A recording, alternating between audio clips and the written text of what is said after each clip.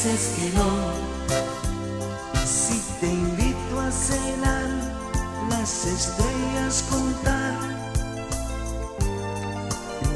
tú me dices que no. Tengo ganas de besar tu boquita sin cesar y me dices que no.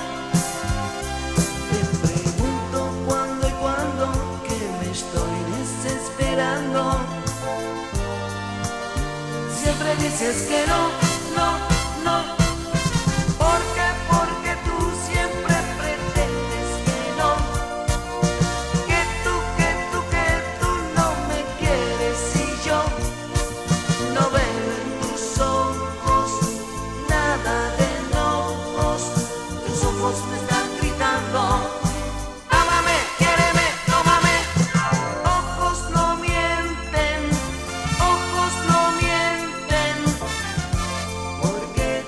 que no me quieres. Ojos no mienten y tus ojos me están